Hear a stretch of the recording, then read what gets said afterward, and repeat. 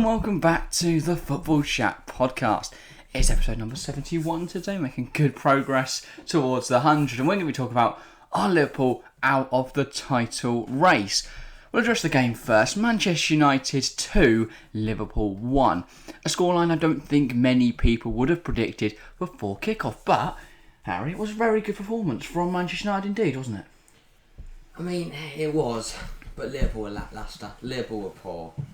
Yeah, you know, credit's due. United play well. Don't get me wrong, but Liverpool were rubbish. They were all over the place. Defensively, poor. I mean, as they always are. Usually, I mean, not always. But, you know, even the likes of Van Dijk had a bad game. Joko, Milner was absolutely furious at Van Dijk after the first goal. Trent got actually done by the 1-2 between Elanga and Eriksen. Trent got done every 5 seconds by the looks of it. It was good from United, but very, very bad from Liverpool. So I think we'll start with Manchester United, then move on to Liverpool and discuss the main topic. But in terms of what Ten Hag got right, I think he absolutely smashed it in terms of personnel, but also tactically. When you play a big club, which Manchester United, I think they now need to look at themselves as a bit of a smaller team facing bigger teams. Yeah. They set up very compact defensively and sprung on the counter-attack, and they got 2 goals like that. I don't even think 2-1 is a fair reflection. I think 3-0 probably would have been a better reflection of the game. I think United absolutely smashed it, and Elanga should have put away that early chance. And then Liverpool got a lucky goal. So I just managed to head it home. Yeah. I mean, it does still show United's defensive mishaps when that's happening. It's just a mess in the box. What we saw, the reason they got that goal is we saw it towards the end of the first half, and we saw it towards the end of the second, which is when they got the goal, is that United worked so hard, you know, last 5, 10, 15 minutes of the half, they were starting to tire, starting to lose it, and that's how Salah scored. Well, I also think then Ten Hag maybe made a wrong sub. I think when players are starting to tire, you need others to come on and work hard. Ronaldo's not that player because he was not pressing, but they got the win. So I think bringing on Fred and Wan-Bissaka at the end just to get him across the line was good. But I mean, I think it shows fresh legs. When you bench Maguire and Ronaldo, it's a good team. It was a good Man United fielded a good team. I've been saying for a while they need improvements. I think that bringing in Casemiro is good. I think Martial being back in the fray now is going to help them massively. Flipping over to Liverpool then, do Liverpool still need to bring in more players? 100%, they need a midfielder. That is a must. Because last night proved that they do not have depth in midfield. I agree. James Milner isn't good enough. I just don't agree with that. But well, I mean, they got overran by McTominay. I think that Liverpool side should still be beating that Man United side. And I can't really understand why they didn't. That's why I'm saying they're not good enough. Maybe they just didn't work as hard. But seemingly Liverpool... they looked like they had their backs against the wall the whole time. Yeah. United pressed high, and that really stopped Liverpool from being able to create anything. And that the balls between Trent and Van Dijk were fantastic. It was exactly what they needed. Or between Trent and Gomez, you know, we saw Rashford get through once and then Trent had to foul him to stop him scoring right on the edge of the box. Yeah, I think Van Dijk had a bit. Rashford absolutely bodied him, and then Trent had to trip him up. Elanga got in, was 1-on-1 with Alisson at one point.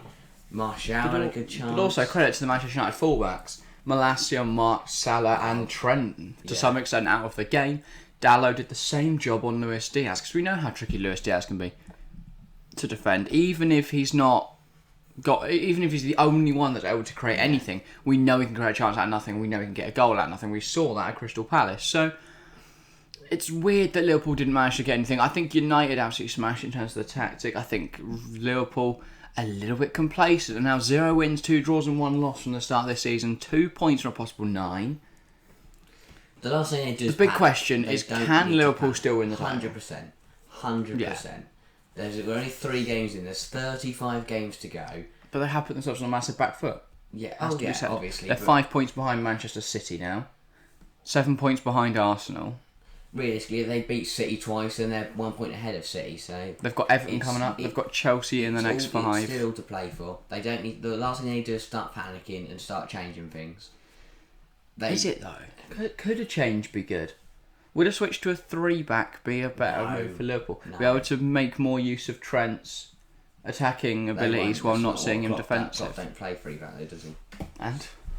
Well, managers are going to play their style, aren't they? Well, they've changed the formation randomly. They don't know. Styles can change up. Well, yeah, but when has he ever played a free back in his career? And it doesn't mean that he could never use it. Well, no, he's not going to risk it. Or maybe something needs changing because it seemed a little stale against Manchester United. Teams are now figuring out Liverpool. So I think it's just lazy. I asked the question on stream on Monday night, how long till Klopp is sacked?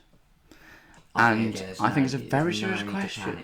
If they don't, the last thing Liverpool did need to do is panic. We're 3 games into the Premier League season. It's how many games without a win do we start going, maybe Klopp should be gone? It depends what the next few results is, but what I'm saying is right now there's no need to start panicking, to start thinking about that. They just need to try and get results on the board and then go from there. Well, I think if they don't address the issues, they're not going to get results on the board. Well, yeah, no, but they should sign. They need a midfielder. Because Bournemouth next week, if they set up the same way Manchester United do, I think they could come away with some points. I don't know. Because I think if last night if they had Nunez and Fabinho, I don't think they lose that game. They won't have Nunez back for Bournemouth. But Bournemouth are also not as good as United. Really? On the same amount of points? Same amount of points, same amount of games? Go there. Look at the clubs they've both played. Don't know. Villa gave them Bournemouth a free win. Yeah, but how do we know Bournemouth aren't actually decent? They're not. They've played City and Arsenal. There's no way they were going to look good in those games. United got battered by Brentford and Brighton. Just saying, I think Bournemouth could surprise Liverpool. No. I think, I don't know why Klopp didn't start Fabinho. That was a stupid idea from him. I don't know what planet he was on. I think he knew what he was doing there.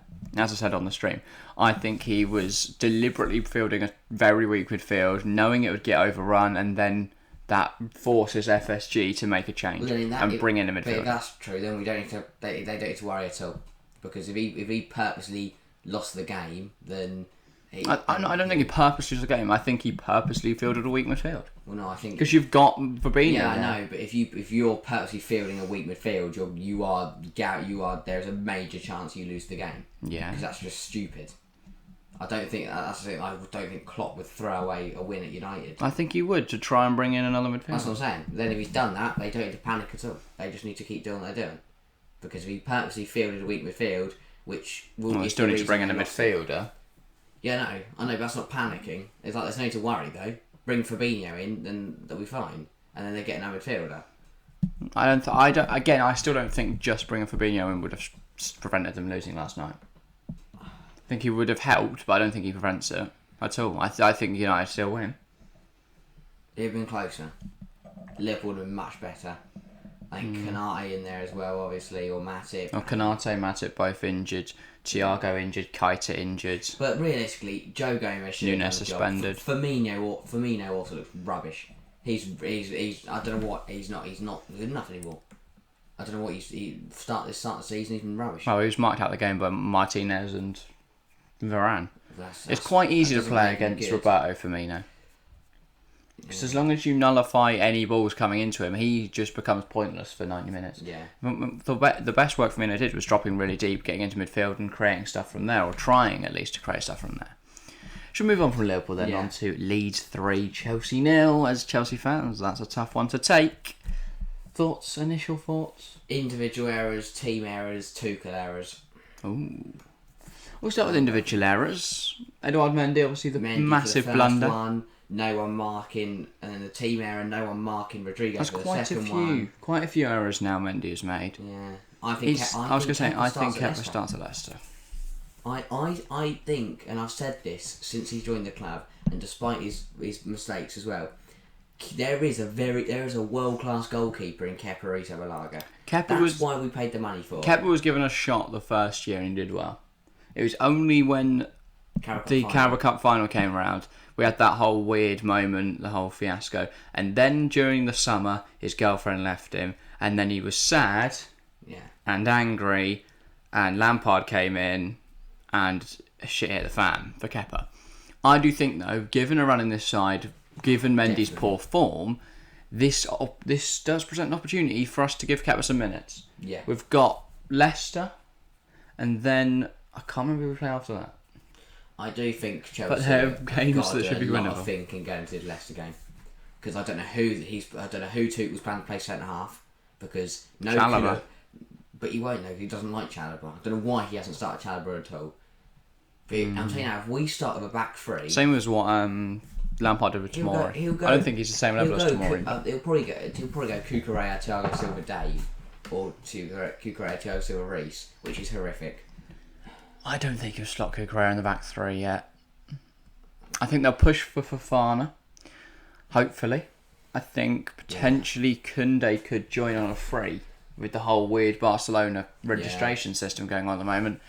I think that would be a fantastic bit of business from Chelsea to not pay a single penny for Jules Koundé. We've also got to look at this as bad as Chelsea were, Leeds were fantastic. They've taken 7 points from 9 games. They sit third in the Premier League. I mean, I don't want to get too ahead of ourselves, but do you think Leeds could be a contender for Europe? They're flying. They're absolutely flying on the Jesse Marsh. Because people don't rate Jesse Marsh, but I think he is genuinely a top coach. Oh yeah. He's built a very good young team. They were so good. And they're scoring goals without a striker. Let's not forget that. Rodrigo, yes, he played a bit up front for Valencia, but he has not been scoring goals in the Premier League. He is now scoring a lot.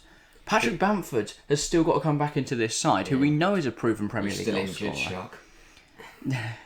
But genuinely, with clubs like Liverpool, United struggling early season, with even Chelsea struggling early season, is there the potential with the World Cup thrown in there as well? With Leeds obviously having not as many players, they do have players. They're going to have the likes of Brandon Aronson going, but not as many players going to the World Cup. Is there a chance Leeds can make a serious push at Europe? Definitely. I think Aronson's looked phenomenal. Especially since they don't already have European competition and since they'll probably get knocked out of the Cup. Rodrigo and Harrison have looked really, really good. The pivot of Rocker and Adams looks solid. The fasting difference, Leeds have always looked good going forward, but they look so solid. They replaced Calvin Phillips perfectly. I think the fullback is obviously a lot more solid than Bielsa's. Yeah. Let's just stick 2 blokes to the back and we'll be fine. And the fact that they fielded Pascal Struijk at left back against Chelsea and won 3-0 is mental. Yeah. Because that man is not a left back. But he could do a job there. He's left-footed, isn't he? But yeah, credit to Leeds, credit to Jesse Marsh. The high press looked phenomenal, and I think they're a force. They put the effort in. Chelsea ran 10 kilometres less than the Leeds players. When you consider that we were slating Manchester United just a week ago for running 8 kilometres less than Brentford, it'd be hypocritical for us to not slate the Chelsea players. There's work to be at Chelsea. There was no work rate for Chelsea. Gave up after the first goal. I think there is a massive problem with mentality at the moment in the Chelsea squad. One goal and shit, it's the fan. And it's just, it doesn't seem like a great atmosphere environment around the team all the time. If we're winning, it's great. If we're losing, it's not. Obviously, Tottenham was a hard loss to take, a hard draw to take, as that should have been a win. Anthony Taylor robbing us there. But I look at the side that started the game on Sunday, and I think there's 3 players that I think should continue starting. Cucurella, Thiago Silva and Reece James. I do also think that maybe Sterling as well. I don't think the Tottenham game helped Tuchel at all. I think it rattled him. I think because at Leeds it was poor decision after poor decision from him, and I love Thomas Tuchel. And he seemed unresponsive. He was just sat on the bench. Half time, you 2 down to Leeds, makes no change whatsoever. Makes a formation change. Waits until the 70th minute. It wasn't a formation. It was the person on the pitch. We saw that. And then he brings on 2 players in Pulisic and Ziyech. I don't know. Who are leaving. I still think that the formation does need a tweak, because clearly we're not creating anything. It's changing. I'm just saying that individual game was to do with the personnel that were playing terribly. Yeah. Still, though, I think we don't get run over 3-0 by Leeds with a different formation. I think if we play like that, we do. I think you can't play a midfield 2 and stick Conor Gallagher in there. That was the stupidest decision I've ever seen. Like you have to build your formation around what players you have available. We had no Kante, we had no Kovacic. You cannot put Conor Gallagher in a 2. He basically just got trial by fire, executed on his first game. Now Chelsea fans don't rate him, and it's a shame because Conor is quality, but he's already been written off because he was played out of position. It's so stupid, and now. It gives them more reason. Chelsea fans are demanding that Conor Gallagher gets sold and he's not good enough for Chelsea. We know Conor Gallagher is quality. If you play him in the right role, I would personally have him in a 3 with Kante and Kovacic, or Jorginho and even Kante would work better in a 3. We know those two don't really work in a 2, but yeah, there's definitely changes needed there, I think. Yeah. Definitely need some transfers. I know we've already spent 170 mil this season, but of course FFP rules don't come into play just yet. So as long as we're confident we can make a profit over the next few years, that we should be all right. I still think there's sales to happen. I think Ziyech on loan to Ajax is pointless. Say we want 20 mil or don't let him go, because what is the point in loaning out Hakim Ziyech? Pulisic as well. Fuck a loan to United. We're not going to strengthen a rival on loan. Either sell him or sell him abroad. Yeah. Because it's within domestic transfers. I don't really know how to describe it, but you're selling to a rival club. Demand a big fee, not a loan deal. But yeah, Newcastle Man City then, the final topic. Well, not really the final topic. We've still got Arsenal to get onto, but yeah, I think Newcastle deserved the win here. But Manchester City, and you literally said this because we were in here watching the game while we were setting up for the stream on Sunday night, Sociedad Barca. The difference between Manchester City and Chelsea is that Manchester City conceded 3, but they scored 3, whereas Chelsea scored none when they conceded 3. That is a difference. Manchester City creates so many chances, and it's helped out massively by the fact they have an actual striker on the pitch. Unlike Chelsea, they went 2-1 down. They went 3-1 down, and rather than kick their toys out the pram and play shit, Pep was frustrated, but he didn't just sit and sulk on the bench. He got up and he's told his players that they're shy. Because City have a striker, Haaland banged 2, then they made it 3. Easy Bernardo Silva, I believe it was. You got the goal? Yeah. I do think he's looking in great form, considering I didn't think he'd be at the club at this point. I do think Kieran Trippier was very, very lucky to stay on the pitch. If I'm going to take out the fact he's in my fantasy team for just a moment, very lucky to something. I don't know how. But I would have cried if he was sent off. I don't get how VAR sort of, the ref gave a red on pitch, and then I don't know how VAR looked at it and went, nah, that's a yellow. He's got him knee high on De Bruyne. This is the problem with VAR, right? Is that it doesn't eliminate human error. No.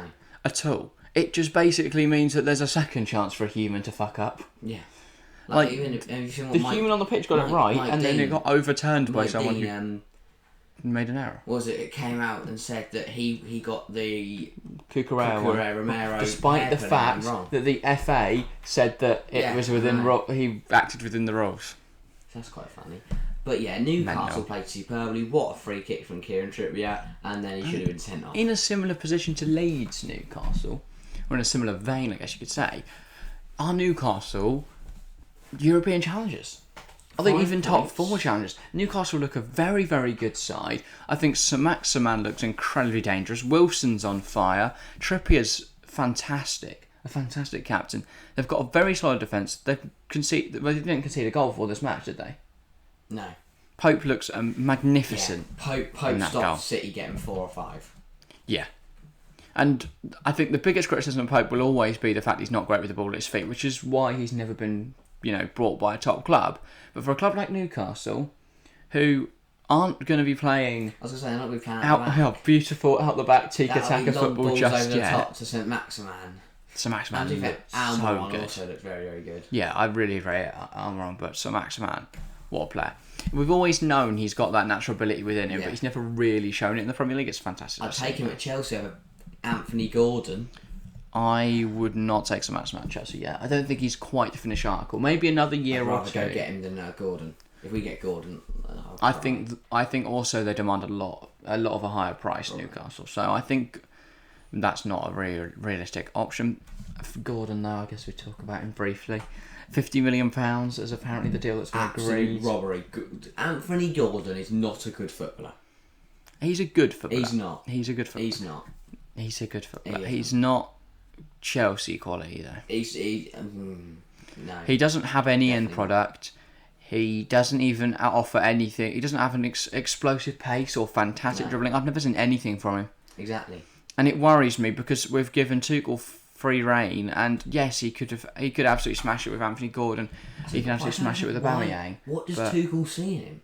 What does Tuchel see in Gordon? I don't understand. He wants someone that can run at players because we've not got anyone like that at the moment. Look at our front three. We need some players that run full stop. Look at the front three. Sterling, for the first time, actually ran at someone and he scored a goal. Yeah. But it was ruled out for offside. But I do think it's a completely different game if that goal goes in. Yeah. I think Chelsea then ran. Or the first one where it was onside and put it wide. Yeah. We had a few chances like that. But again, Havertz and Mount just didn't put themselves in positions to get involved. Anyway, moving on. Yes. Can anyone stop Arsenal now? No. You think Arsenal are going to win the Premier League? Their biggest test will be Man United. Sorry, is their next big game. They've got 2 matches between. I know, and this is what I'm saying. Everyone else has had to play a tough side. Chelsea and Tottenham had to play each other. Liverpool and United had to play each other. Who the fuck have City play? Newcastle, very, very tough side. Arsenal. The difference is Arsenal. Yes, they'll have got some tough fixtures against big sides. But the difference is they've had their first couple of games. They've had just to rack up goal difference and rack up goals. So now, because they've played Palace... I don't think they've had easy games, though. Well, no, but Bournemouth, come on. They just sang Saliba song for 90 minutes and we're having a party. Bournemouth beat Aston Villa, so I suggest you pipe down. Oh, yeah, no. Villa are shit. Right. But don't get me... I think the difference between Arsenal and most other sides right now is Arsenal look to be able to break down any defence. Yeah. And because... That's what I was about to say. Is that they look fantastic going because forward. of the easier games of Palace and Bournemouth. They've racked up points and confidence. And also, now, because of those 2 games and they've won them, Jesus is in form, Odegaard's in form, Martinelli's in form, Saka's in form. All their players are in form. Even Saliba. They've also made fantastic signings. They've made Gabriel Jesus looks like a different player. We knew he had in that potential central role with a more... Now he's been given a starting more role impetus on him having to score goals. He looks really, really good, and I do think Arsenal it's going to take a lot to stop them. And I think the only team that can stop them are Manchester City. Interesting. I would disagree. Right now, Liverpool look not great. Chelsea look not great. Tottenham are a good side, but they always struggle against the big sides. I think Manchester United will beat Arsenal in 2 weeks. Now that would say something for Erik ten Hag. I think Manchester United look a better side than Arsenal. And I know that sounds mental considering Arsenal have won every game so far and United have lost to Brentford and Brighton the way they did. But I think you put Casemiro in there over McTominay, I don't really see a weakness in Manchester United's team. Yeah. And Arsenal, I think, have not been tested defensively, and when they have, they conceded 2 at Leicester. Yeah. Yes, Arsenal are really good going forwards, but if United can keep that quiet, which they did against Liverpool... One of the goals at Leicester was a horrific own goal from Saliba. Genuinely,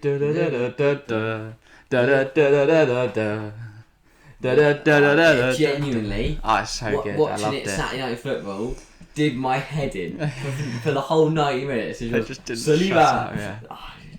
To be fair, Arsenal fans must be loving it, and I do not blame them. Fair enough, they've had so many years of shite.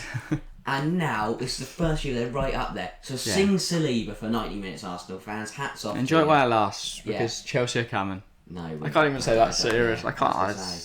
Genuinely, I think we're in trouble against Leicester. Right, should we talk about the only other club we've not talked about yet? I've put the question: are Tottenham good enough to fight for the title? As I just said, Tottenham will beat all the sides like Wolves, I don't think they will. like Southampton. But the thing they struggle against is they don't pick up results against the big sides. We saw they luckily drew to Chelsea. I completely disagree with what you've just said. They completely disagree. Look at last season when they were able to pick up results against Liverpool, Manchester City. It was games against the smaller sides where they'd struggle and they'd throw away wins. I look at Tottenham, I believe, last year they lost in the league. I can't remember which game. Themselves.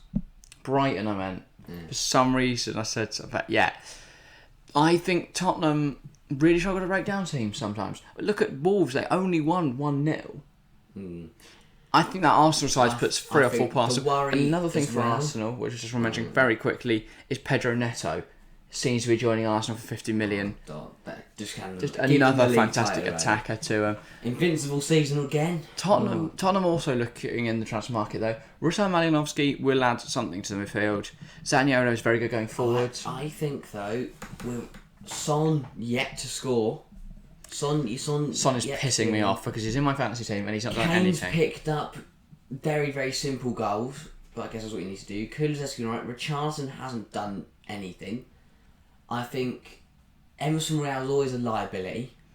Yeah. Because there could be one game where he gets torn a new one by a tricky winger. But Emerson's looked good this season, so I think that's a little harsh. But they have only played Wolves, who he was marking. Who was he marking? No one.